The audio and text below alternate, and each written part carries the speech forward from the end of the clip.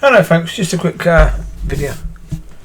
Yeah, I just had another bit of time of worship and yeah, beautiful. But again, it was really those two songs, you know, Thy Will and and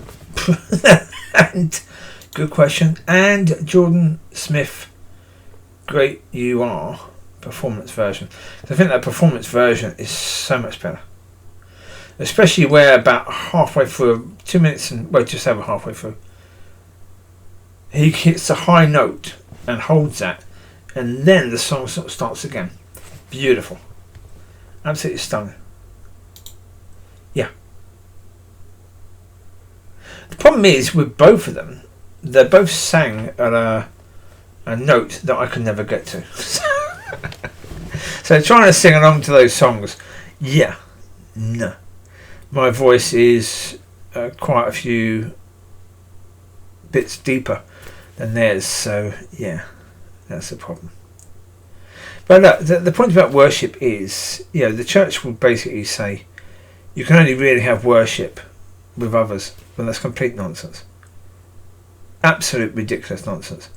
And you know, I've been to churches and I've spoken to people in churches, and I've questioned them about the worship that they have, and when they say they're a good worship, I say, okay, you make good worship, yeah. So normally when you have worship, are there people crying? And they go, what?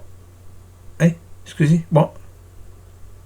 They have no bloody idea that what does worship mean? Look at the bloody word. What does it mean? If you don't even understand what the word bloody worship means, then what are you doing talking about worship? Yeah? Ugh. No idea. They have no idea. So worship leaders have no idea what a worship leader is supposed to be. Their job is to help the people in front of them to worship in a way they never believed they could. That's the whole job of a worship leader. You know, to reach your worship in a way that they never believed was possible. That's the job of a worship leader. That's their bloody job. You know, and if you ain't called to it, stop pissing around. Who the bloody, what you think? Because you can strum a few bloody notes, or because you can sing a bit. It's not actually because they can sing a bit. It's because they have the confidence to go out there and stand in front of people. Because they're the sort of people, you know, who used to be the ones. Look at me, aren't I wonderful? Look at me, aren't I wonderful? Yeah. No, thank you. Best to have a worship leader who's at the back somewhere, who won't come out but is happy to do the worship, but from behind a curtain. That's what I want. There you go. That'll do. Perfect. Yeah, someone who's not about. It's not about them in any way, shape, or form. It's about, you know, helping people to worship in a way that is beautiful. Because as I say, worship is about heart. Worship is about love. But about that love where you adore, where you are on your knees in front of. That's worship. You know, generally speaking, no human has ever worshipped another human being. No human has ever really worshipped another human being, because you can't. You can't have that degree of, you know, there's been people in the past, I suppose, kings and queens and people like Florence Nightingale, where people were in awe of them and maybe honoured them in massive ways and really wanted to do that. There have been women who have been incredibly beautiful. There have been men who have been incredibly handsome and chiselled perfectly by God. But no real worship of those people. Yes, it looks as if fans of pop stars worship them. It's not worship, is it though? Not really. No. It's a different thing. They get caught up in the music, and you know, sometimes when fans are waiting outside, they get all cry when they see the artist. But again, that's not worship. In many ways, it's the closest thing we have to worship for a human being.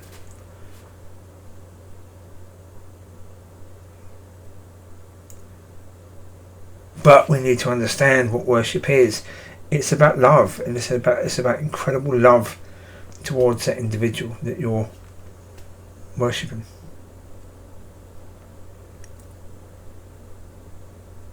So it can't be from head. It has to be from heart. And if it's from heart, and if it's incredibly emotional, then there will be tears. There will be. Not necessarily every single time 100%, but I'd say at least 50% of the time there will be tears. So if you're in a situation where you're in church and you think the worship is good, but you don't have close to 50% of the people crying, having tears going down their face, that ain't worship, I'm sorry. It just isn't. If no one's passing the tissues around, it ain't worship. It's people singing in the church. Yeah. That's the point. And that, when you say the worship is good, you're making it about you. You're trying to say, aren't we doing well? And the answer has always been no. You're not really. And when it comes down to it, no, you're not. When you look at the evidence, the answer is no, you're not. So when you make church about church, or you make church about you, when you don't make anything or everything about God, because that's the point, you gave your life to God, so everything should be about God. Everything should be about God. Every bloody thing, because you gave your life to God. If everything isn't about God, then it's about you, because everything is about something. You make everything about something. It's either about you or it's about God. That's why, as I say, you're either in the world or you're not in the world. You're either of the world or you're not. You can't be halfy. You can't be half in, half out, because if you're not completely out, then you are still of the world. We're not supposed to be of the world. Yeshua said that. We're not supposed to be of the world. Yeah, sometimes I would say Yeshua, sometimes I would say Yeshua. Because if you pronounce it more accurately from the Jewish pronunciation, then it would be more like Yeshua. So if I was speaking to him and he appeared to me as a Jew, then I would try and hopefully say his name in a pronunciation that would be respectful, of the fact that this is a Jewish person. And I shouldn't be trying to say it in an English tone or English way, because that's a bit disrespectful. Yeah. Because when I say his name, he should be able to hear that quite clearly and know that I'm speaking to him, not saying a name that's quite similar to his. So yeah, sometimes I'll say Yeshua. Yeah, because that's the more English pronunciation of his name, because I am English. So yeah. Can't be perfect. I didn't choose to be English. I never chose where I was born. That just happened to be where I was born. I have to blame God for that, really, don't I? Yeah. Yeah. But look, folks, in the end, the reality is that it's about your relationship with God. And if it's not, then why are you going to church? Stay at home. If you're working Monday to Friday or whatever, Monday, Tuesday, and have a day off working Friday, Saturday, Sunday, or Friday, Saturday, then have Sunday off. What are you doing going to a church? If you haven't given your life to God, what are you doing? You think going to church is going to help you in some way? What, it helps you in the community because people see you as a good little Christian. Yeah, but that's soon going to fade away as you start acting exactly like them and they start to see there's no difference between you and them. The people in the world, that is. Yeah. I said years ago that church is massively infected, where in most churches the majority of people there are church goers, not Christians, or not, as I said, spirit-filled born again Christians. Well, that would still stand.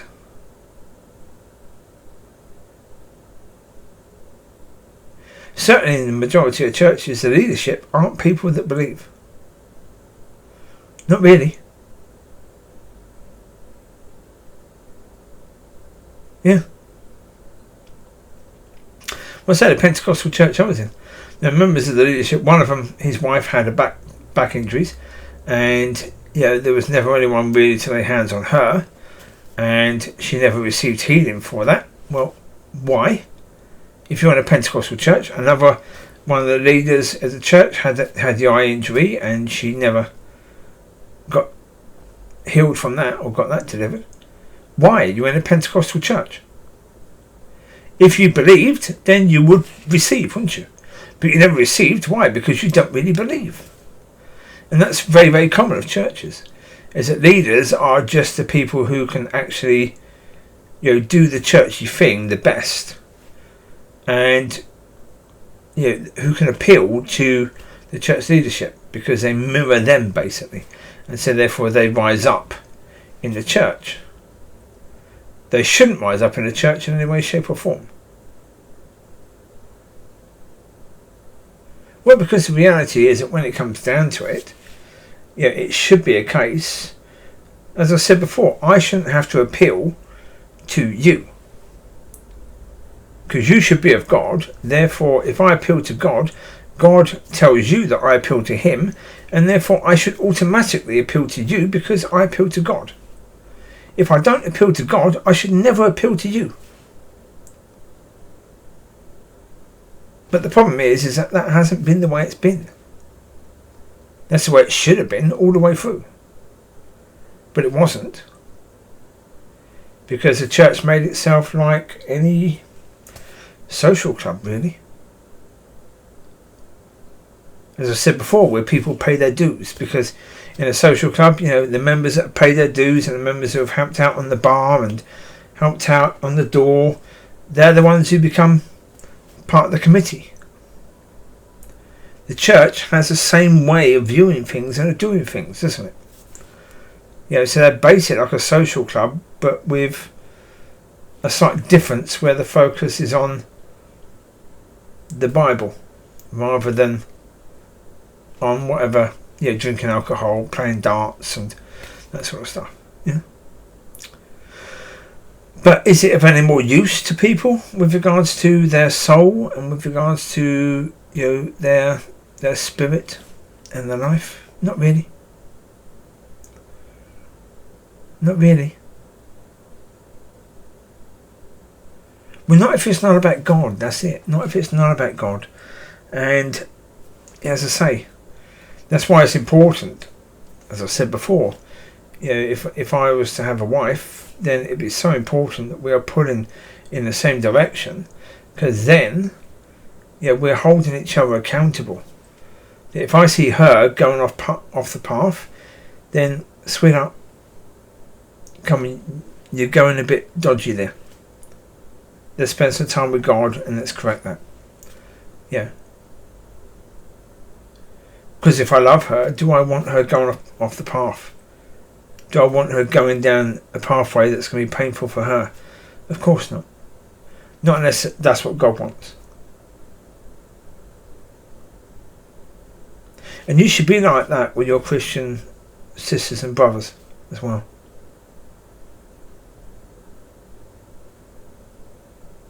The problem is, as I've said before, we have this situation in society where people want to be liked, and people want all these Facebook friends and stuff like that. Not me. No. I mean, I'll just check. Uno secondi. You'll hear a few clicks. I'm just going to check this out. Let's have a look. If I go to my home page, right, so on Facebook, I've been on Facebook for a long time now. Probably about at least 15 years. I have 16 friends on Facebook, and the majority of those friends are people that have had puppies in the past. They're the majority of friends that I have on Facebook. The people that have had dogs for me, puppies for me in the past. There's a few that people that I've met in different ways. There's a few that I met while I was playing football with teaching. I was teaching a load of 19, 20-year-olds football, and so I have them as friends on Facebook, a few of those. But I've never had a desire to, friend people on Facebook and, oh look, I've got 80 friends now. Oh look, I've got 120 friends now. Really? Really? How many of those people do you have coffee with on a regular basis? None? Well, they're not really friends then, are they?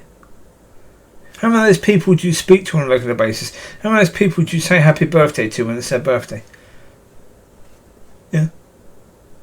Well, how many can you really do that with? If you have 10,000 friends, any chance that you can have that, even that level, that low level of relationship with them? No, so they're not really friends, are they? It's just like, no. I'm not concerned about likes and friends and, if I was doing these videos, as I said before, if I was doing these videos because of the fact that, I wanted to make money from them, then I would have stopped a long time ago. If I was doing these videos because I wanted them to get likes and stuff like that, I would have stopped a long time ago. There would have been no point in it at all.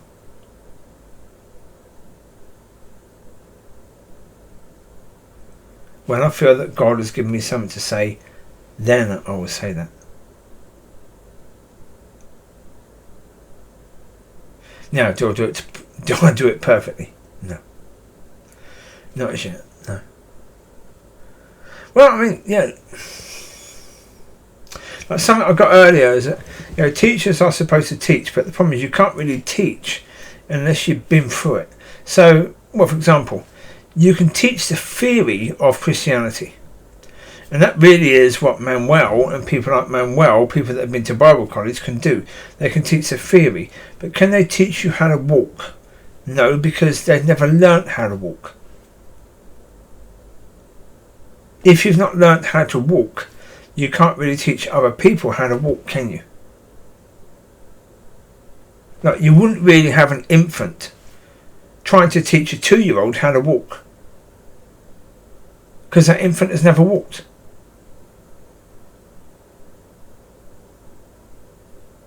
If you've got an adult who has just sat on their butt for the whole of their life and never took a step, you wouldn't be going to that person to teach a child how to walk, would you?